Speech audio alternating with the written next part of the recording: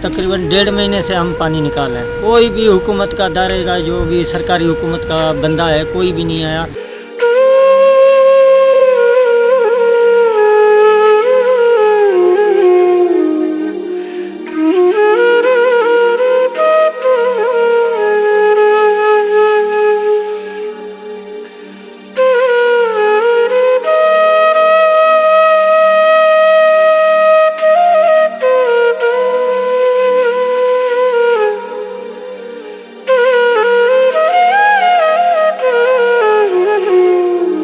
नौ foot पानी था। मैं 24 घंटे इधर होता हूँ, रात दिन इधर पड़ा होता हूँ, सोता भी इधर ही हूँ।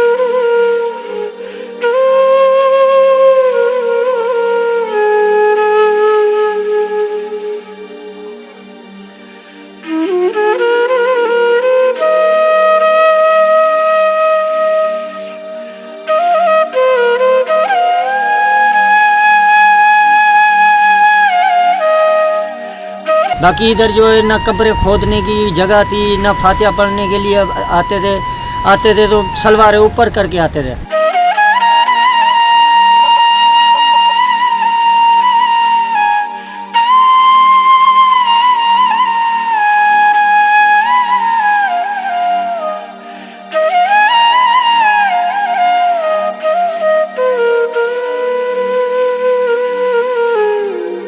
तकरीबन 1.5 महीने से हम पानी निकाल रहे हैं। कोई भी हुकूमत का दायरे का जो भी सरकारी हुकूमत का बंदा है कोई भी नहीं आया।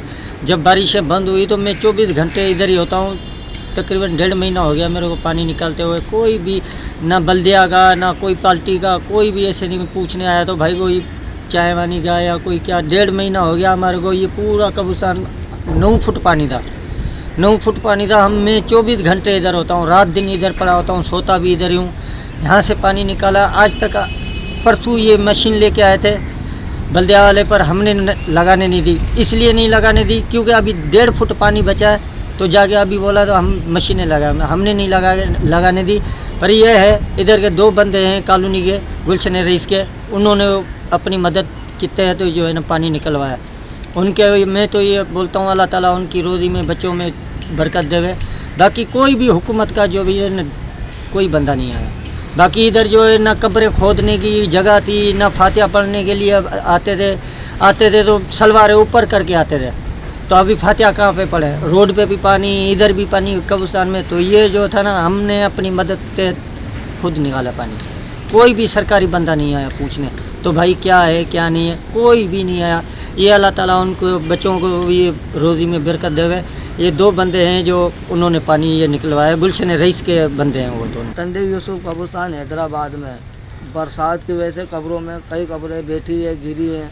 छत वाली भी बाकायदा 2-3 कब्रें गिरी है। इधर पे पानी भरा पड़ा है। हमारी ये गुजारिश है कि टाइम से पानी निकले और जिनके वारिस है जो आने वाले वो बेचारे भी परेशान हो रहे टंडे यूसुफ कब्रिस्तान में। तो हमारी यही गुजारिश है कि आज इधर मोटर या कोई ऐसी चीज़ लगावे जैसे, और एक ये रोड का भी थोड़ा मसला हल करावे। ये रोड भी जो ना मैयत आती है, कई अक्सर आदमी फिसल जाते हैं, ताकि हम चाहते हैं थोड़ा रोड ऊंचा हुए, पानी वगैरह भरे। ये सूरत हाल ये है, देखो कैसे गिरी पड़ी है कब्रों के अंदर पानी भरा पड़ा। अभी तक कोई नहीं आया। बाकी 2-3 दफ़ा आए मीडिया वाले, वो तस्वीरें मूवियाँ बना के ले गए, मगर उनकी तरफ से अभी कोई काम नहीं हुआ। हाँ, उधर पर अपनी मदद आपके दिल निकला। एक साईं आलों ने लगाई है, टंडो वाली मोहम्मद आलों ने मोटर, उनकी तरफ से निकला उस गड्ढे का पानी। और उधर से मुनव्वर लाल की तरफ से एक हाजी साहब है, उसने लगवाई है। खाली ये अपनी तरफ से जो ना मिल बांट के हमने कब्रिस्तान वालों ने खुद ने मिल बांट के थोड़ा सी सेटिंग करी है पानी की। बारिश के बाद चारों तरफ इलाकों में पानी था। कब्रिस्तान में कब्रें डूबी हुई थी। हमारे महल्ले के बंदों ने खुद ही ने पानी निकाला और गोरकनों ने मिल के निकाला। चंदे पे थोड़ा बहुत काम हुआ है। गवर्नमेंट की तरफ से कोई भी बंदा यहाँ पर नहीं आया, ना बल्दिया से, ना गवर्नमेंट की तरफ से। जहाँ आप लोग खड़े हुए हैं और आप, ये टंडो यूसुफ कहलाकर गाँव टंडो यूसुफ तरीके से हाल का जो है सूरत हाल ये हुई बारिश के बाद यहाँ पर के पानी इस हद तक जो है जमा हो गया कि कब्रें जो है वो ढहना शुरू हो गई। अच्छा। तो पानी निकालने के लिए जिस मशीनरी की ज़रूरत थी यहाँ पर वो तो पहुँची नहीं सही। और फिर जो है अपनी मदद आपके तहत जो मशीनरी आई उसमें भी काम जो है इतना मुतमईन न कर सका लोगों के, जो है ना लोग यहाँ आकर जो है ज़ियारत के लिए जो है वो चढ़ावा दें और हर चीज़ करें।